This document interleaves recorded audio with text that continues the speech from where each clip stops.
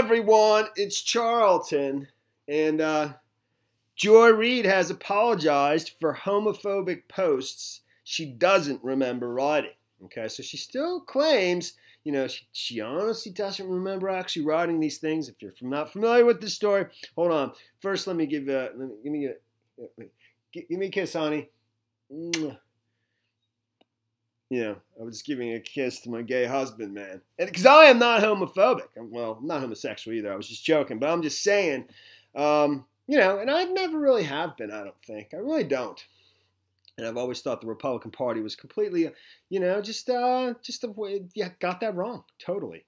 And because just fair is fair. And, dude, it's just, I don't like anything that is hurtful towards other people when you say things that you just clearly, like, you know, if it's just not right. Anyway, so she had written some things on her blog that they unearthed, and this actually happened before, and I think the same dude who did it before and found out the things she said about Charlie Crist, the former governor of Florida, who I don't even like, but not because he may or may not be gay, but she insinuated that he was girly and maybe gay and made fun of him. And she had to apologize for that. But the same person who had found that found some other stuff. And this time she denied it and said that somebody had hacked her systems and gotten into her blog and basically posted those, you know, under an alias and made it look like she did it.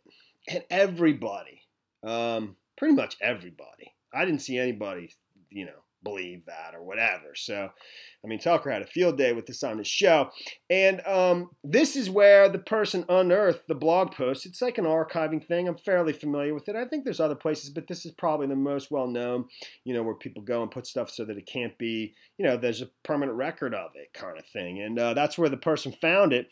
And, you know, it says she mocked gay celebrities like Anderson Cooper and Clay Aiken, defended homophobia by saying most straight people cringe at the sight of two men kissing, which is kind of why I did that thing in the beginning. Does that make me homophobic? Probably, she wrote. And wrote that she did not want to watch Brokeback Mountain because of the gay sex scenes, and made other similar comments about homosexuality. Skeptics of, you know, and she described her former blog as compromised by unspecified hackers and said she is working with a cybersecurity expert on the matter.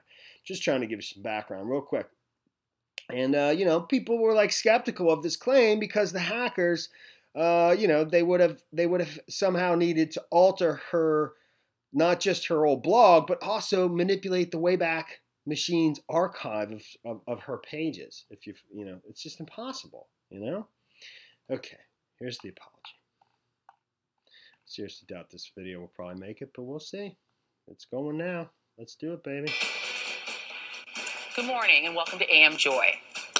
A community that I support and that I deeply care about is hurting because of some despicable and truly offensive posts being attributed to me. Now, many of you have seen these blog posts circulating online and in social media. Many of them are homophobic, discriminatory, and outright weird and hateful. When a friend found them in December and sent them to me, stunned. Frankly, I couldn't imagine where they'd come from or whose voice that was. In the months since, I've spent a lot of time trying to make sense of these posts. I hired cybersecurity experts to see if somebody had manipulated my words or my former blog. And the reality is they have not been able to prove it. But here's what I know. I genuinely do not believe I wrote those hateful things because they are completely alien to me.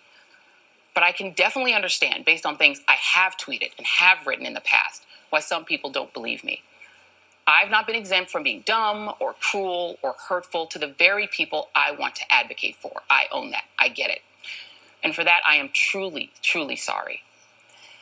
I had a conversation the other day with a friend who's also an advocate in the LGBTQ community in Florida, who rightly took me to task for my tweets mocking Ann Coulter using transgender stereotypes.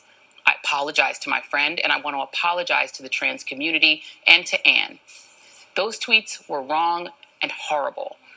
I look back today at some of the ways I've talked casually about people and gender identity and sexual orientation, and I wonder who that even was. But the reality is that, like a lot of people in this country, that person was me. I grew up in a household that, like many in America, had conservative views on LGBTQ issues. I had friends, some of my closest friends, in fact, growing up, who I later learned were gay and who had kept it secret from me and from everyone else we were close to because they didn't know what we would say or if we would still be friends or whether we would look at them differently.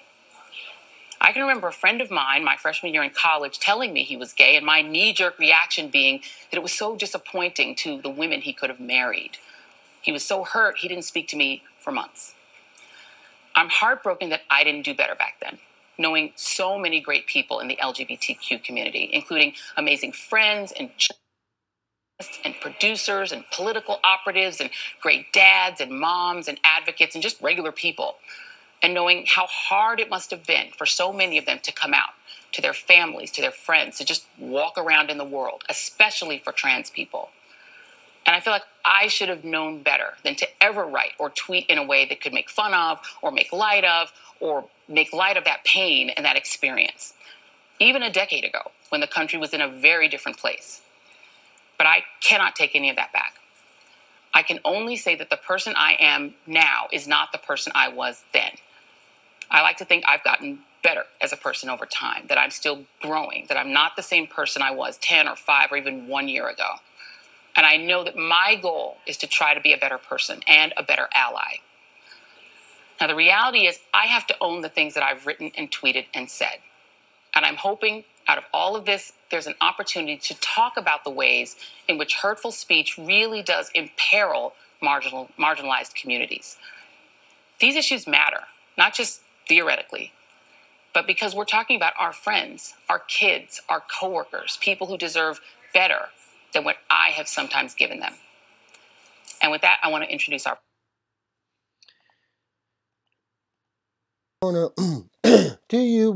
Thanks for watching my videos, man. Please subscribe to my channel. Give me a like down below. And I'll see you in the next video. Later, man.